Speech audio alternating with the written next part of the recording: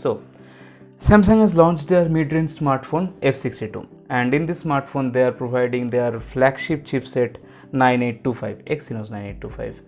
But we can see this 7nm chipset from our 2 years old phone, which is Galaxy Note 10.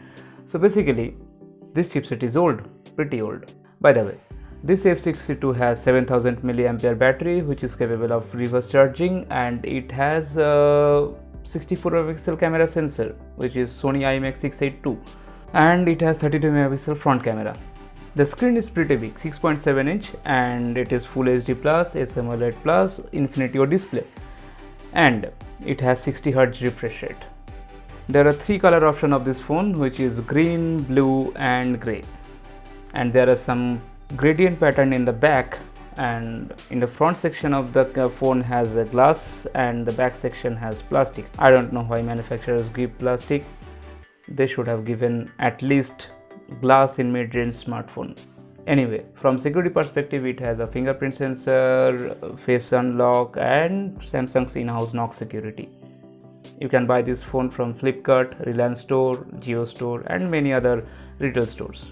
Now let's come to the processor, which is the main part of the phone, that is Exynos 9825. This processor is comparable with Snapdragon's 855 or 855 Plus.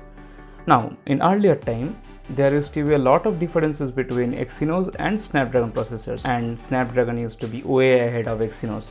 But with 9825, the difference has been very less now. That means it's very close. No, I'm not saying it's equal, but it's close.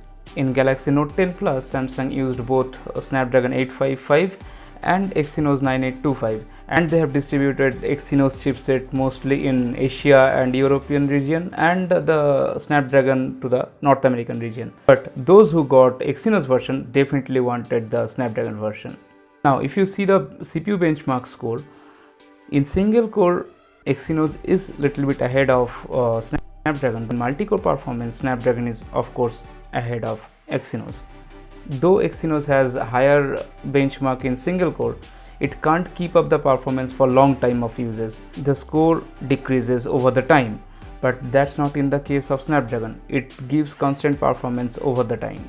Even if you look at the GPU, ARM Mali G76 lags behind Snapdragon's Adreno 640. You can see in every benchmark, G76 lags behind Adreno 640.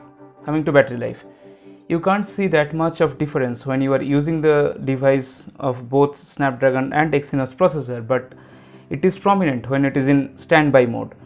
Snapdragon has better battery management system.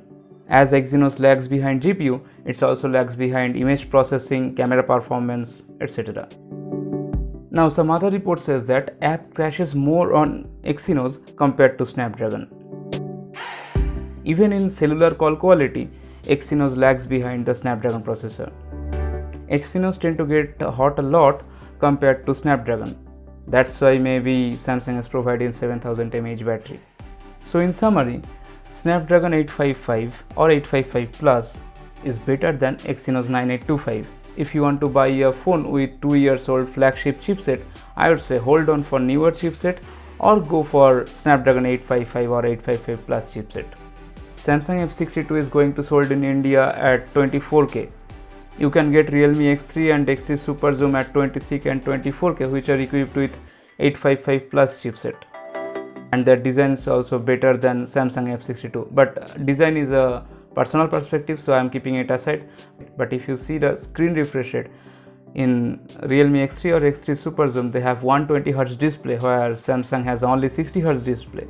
Yeah, the only good thing I found on Samsung, that is the battery, which is 7000 mAh huge battery. So if you need a phone with good battery life, then of course Samsung is for you. If you are a gamer or if you do a lot of image processing, video rendering, and battery is not your first priority, then of course you should avoid Samsung F62 and go for something else.